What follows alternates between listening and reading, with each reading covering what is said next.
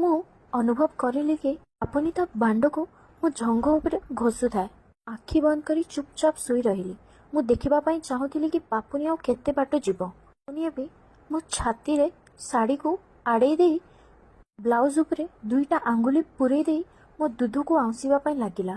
ପାପୁନି ଏବେ ଧୀରେ କି ତା ହାତକୁ ମୋ ବ୍ରା ଭିତରେ ପୂରେଇ ଦେଇ ମୋ ଦୁଧ ବୁଣ୍ଡି ଉପରେ ହାତ ମାରିଲା। ଦୁଧ ବୁଣ୍ଡି ପୁରା ଟାଣ ହେଇଯାଇଥାଏ।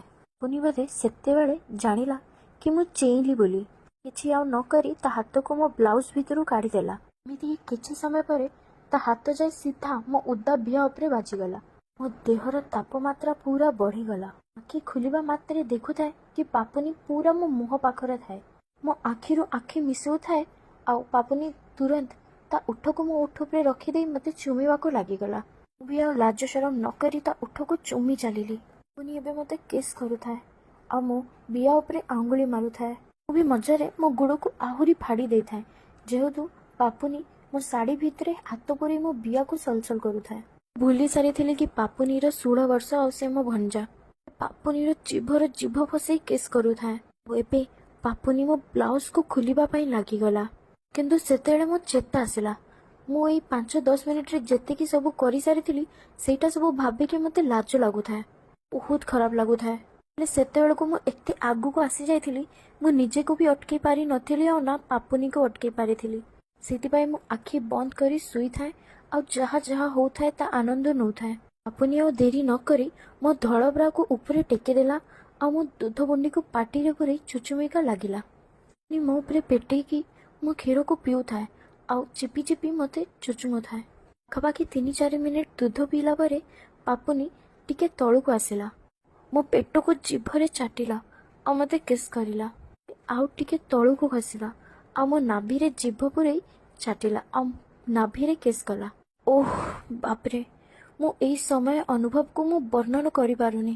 ଆଶ୍ଚର୍ଯ୍ୟ ହେଇଯାଇଥିଲି କି ସିଏ ଏତେ ଛୋଟ ବୟସରୁ ଏଇସବୁ ଜିନିଷ କୋଉଠୁ ଶିଖିଲା। ପାପୁନି ମୋ ବାମ ହାତକୁ ଧରି ତା ବାଣ୍ଡ ଉପରେ ରଖିଦେଲା। କ'ଣ କରିବି ବୋଲିକି କିଛି ଜାଣିପାରିଲି ନାହିଁ ଆଉ କିଛି ସମୟ ପାଇଁ ସ୍ଥିର ହେଇକି ରହିଗଲି। ଅନୁଭବ କରିଲି କି ତା ବାଣ ପୁରା ଶକ୍ତ ହେଇ ପୁରା ଠିଆ ହେଇଥିଲା। ଆଶ୍ଚର୍ଯ୍ୟ ହେଇଗଲି କି ଏତେ ଛୋଟ ବୟସରେ ପାପୁନିର ବାଣ୍ଡ ଏତେ ଲମ୍ବା ଆଉ ତାଗଡ଼ା କେମିତି। ଏବେ ତା ବାଣ୍ଡକୁ ମୁଠେଇକି ଧରି ନେଲି।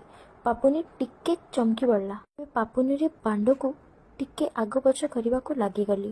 ପାପୁନି ତା ଗାଣ୍ଡିକୁ ଟିକେ ଟେକିଦେଲା ଯାହାଫଳରେ ମୁଁ ତା ବାଣ୍ଡକୁ ଆହୁରି ଆଗ ପଛ କରିପାରିଲି ଆଉ ତା ବାଣ୍ଡ ଆହୁରି ଶକ୍ତ ହେଇଗଲା। ତା ବାଣ୍ଡକୁ ବେଶୀ ସମୟ ହଲେଇଲି ନାହିଁ କାରଣ ନୂଆ ନୂଆ ସେକ୍ସ କରିଲେ ପୁଅମାନଙ୍କୁ ଜଲ୍ଦି ଭାରି ପଡ଼େ ଆଉ ଏଇସବୁ ପାପୁନି ସାଙ୍ଗରେ ବି ହେବ। ପାପୁନି ଆଉ ଡେରି ନ କରି ମୋ ଶାଢ଼ୀ ଆଉ ସାୟାକୁ ପୁରା ଜଙ୍ଘ ପର୍ଯ୍ୟନ୍ତ ଉଠେଇ ଦେଲା। ଲାଜରେ ଗୋଡ଼କୁ ଝାଙ୍କି ଦେଲି। ପାପୁନି ସାଙ୍ଗେ ସାଙ୍ଗ ତା ପ୍ୟାଣ୍ଟ ଆଉ ସାର୍ଟକୁ ଖୋଲିଦେଲା ଆଉ ଲଙ୍ଗଳା ହେଇ ମୋ ଆଗକୁ ଆସିଲା ଆଉ ଦୁଷ୍ଟ ଭଳିଆ ମୋ ସାମ୍ନାରେ ମୋତେ ସ୍ମାଇଲ୍ ଦେଲା। ବି ଲାଜରେ ହସି ପଡ଼ିଲି ଆଉ ମୋ ହାତକୁ ଆଣି ମୋ ଆଖି ଉପରେ ରଖି ଶୋଇପଡ଼ିଲି। ପାପୁନି ଏଥର ପୁଣି ମୋ ଶାଢ଼ୀକୁ ଟେକିଦେଲା ଆଉ ଏଥର ପୁରା ଅଣ୍ଟା ପର୍ଯ୍ୟନ୍ତ ଟେକିଦେଲା। ଓଦା ଆଉ ଲାଳୁଆ ବିହା ତା ସାମ୍ନାରେ ଆସିଗଲା। ବିହା ଉପରେ ବାଳ ଭର୍ତ୍ତି ହେଇକି ଥାଏ। ସିଏ ମୋ ବିହା ଉପରେ ତା ବୁଢ଼ା ଆଙ୍ଗୁଳି ରଖି ମଳିବାକୁ ଲାଗିଗଲା। ଆନନ୍ଦରେ ଓଠ କାମୁଡ଼ି ପକେଇଲି ଆଉ ପାପୁନି ହାତ ଉପରେ ହାତ ରଖିଦେଲି। ଆନନ୍ଦରେ ଆଃ ଆଃ ଆଃ ହବାକୁ ଲାଗୁଥାଏ ଆଉ ଓଠକୁ କାମୁଡ଼ି ଦେଇଥାଏ। ପାପୁନି ତା ବାଣ୍ଡକୁ ମୋ ବିହା ଉପରେ ଘଷିବାକୁ ଲାଗିଗଲା। ମୋ ମନ ଛନ ଛନ ହେଇଗଲା ଆଉ ମୁଁ ଗିଆ ଖାଇବା ପାଇଁ ପୁରା ପ୍ରସ୍ତୁତ ଥିଲି। ପାପୁନି ତା ବାଣ୍ଡକୁ ରଖି ମୋ ବିହା ଉପରେ ଠେଲିବାକୁ ଲାଗିଲା ହେଲେ ପଶିଲା ନାହିଁ। ତାପରେ ତା ବାଣ୍ଡକୁ ଧରି ମୋ ବିହା କଣା ଉପରେ ରଖିଦେଲି ଆଉ କହିଲି ଏବେ ଧକ୍କା ମାର। ପାପୁନି ଧୀରେ ହେଇକି ତା ବାଣ୍ଡକୁ ମୋ ବିହା ଭିତରେ ଠେଲିଦେଲା। ବିହା ଏତେ ଓଦା ଥିଲା କି ତା ବାଣ୍ଡ ଥରେକର ମୋ ବିହା ଭିତରେ ପଶିଗଲା। ପାପୁନି ଆଉ ମୁଁ ମୋର ଏକା ସାଙ୍ଗରେ ଆଃ ବୋଲିକି ଶବ୍ଦ ବାହାରି ପଡ଼ିଲା। ପାପୁନି କିଛି ସମୟ ଯାଏ ସେମିତି ହିଁ ତା ବାଣ୍ଡକୁ ମୋ ବିହା ଭିତରେ ପୂରେଇକି ରଖିଲା ଆଉ ଯେମିତି ମୋତେ ଆଉ ଟିକେ କଷ୍ଟ ହେଲା ସେ ତା ବାଣ୍ଡକୁ କାଢ଼ିଦେଲା। ମୁଁ ଜାଣିପାରୁଥିଲି କି ତା ବାଣ୍ଡ ଏବେ ପୋଡ଼ୁଥିବ। ମୁଁ ଆଉ ଅପେକ୍ଷା ନ କରି ତା ବାଣ୍ଡକୁ ଧରିଲି ଆଉ ଆଉଁସିବାକୁ ଲାଗିଗଲି। ପାପୁନିକୁ ଟିକେ ଆରାମ ଲାଗିଲା ଆଉ କିଛି ସମୟ ପରେ ସେ ପୁଣି ମୋ ଉପରେ ଚଢ଼ିଗଲା ଆଉ ପୁଣି ବାଣ୍ଡକୁ ମୋ ବିହା ଭିତରେ ପୂରେଇବା ପାଇଁ ଚେଷ୍ଟା କରିଲା। ପାପୁନି ଏଥର ସାଙ୍ଗେ ସାଙ୍ଗ ତା ବାଣ୍ଡକୁ ମୋ ବିହା ଭିତରେ ପୂରେଇ ଦେଲା। ଆନନ୍ଦରେ ଆଃ ଲୋ କହିକି ଚିଲେଇ ଦେଲି। ପାପୁନିକୁ କୁଣ୍ଢେଇ ଲିପ୍ କିସ୍ କରିଲି। ଆଃ କି ମଜା ଲାଗୁଥାଏ। ପାପୁନି ଉପରୁ ମୋତେ କିସ୍ କରୁଥାଏ ଆଉ ତଳୁ ଖପା ଖପ ତା ବାଣ୍ଡକୁ ମୋ ପିଆ ଭିତରେ ପୁରଉଥାଏ। ହଠାତ୍ ସେତିକି ବେଳେ ମୋ ପୁଅର ନିଦ ଭାଙ୍ଗିଗଲା ଆଉ ସେ କାନ୍ଦିବାକୁ ଲାଗିଗଲା। ମୁଁ ସାଙ୍ଗେ ସାଙ୍ଗେ ପାପୁନିକୁ ମୋ ଉପରୁ ହଟେଇ ଦେଲି। ପୁଅ ମୁହଁରେ ମୁଁ ଗୋଟିଏ ଦୁଧକୁ ପୂରେଇ ଦେଲି।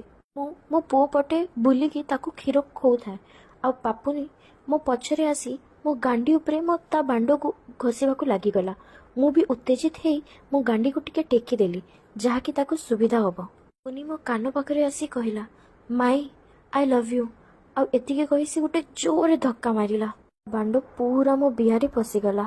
ମୁହଁରେ ଆହ ଶବ୍ଦ ଭାରି ପଡ଼ିଲା ଆଉ ମୁଁ ମୋ ପୁଣି କାମ ବାସ୍ନାରେ ଭରି ଯାଇଥିଲି। ପୁଣି ମୋ ବିହା ଭିତରେ ତା ବାଣ୍ଡକୁ ପୁରା ଜୋରଦାର ପେଲୁଥାଏ ଆଉ ମୋ ଦୁଧକୁ ବି ଚିପୁଥାଏ। ତାପରେ ପାପୁନି ହଠାତ୍ ରହିଗଲା ଆଉ ମୋ ମୁହଁକୁ ବୁଲେଇ ମୋତେ କେସ୍ କରିବାକୁ ଲାଗିଗଲା। ମୁଁ ବି ପାପୁନିକୁ ଜୋର ଜୋର କେସ୍ କରୁଥାଏ। ତାପରେ ପାପୁନି ମୋ ଉପରେ ପୁଣି ଆସିଗଲା ଆଉ ମୋ ଦୁଇଟା ଗୋଡ଼କୁ ଉପରେ ଟେକି ଦେଇ ତା ବାଣ୍ଡକୁ ପୁଣି ମୋ ବିହା ଭିତରେ ପୂରେଇ ଦେଲା। ଏବେ ଜୋର ଜୋର କେହି ଚାଲିଥାଏ ଆଉ ମୁଁ ମୋ ଓଠକୁ କାମୁଡ଼ି ଧରିଥାଏ। ଧଇଁସୟ ହେଇ ଖାଲି ଓହ ଆହ ହଉଥାଏ।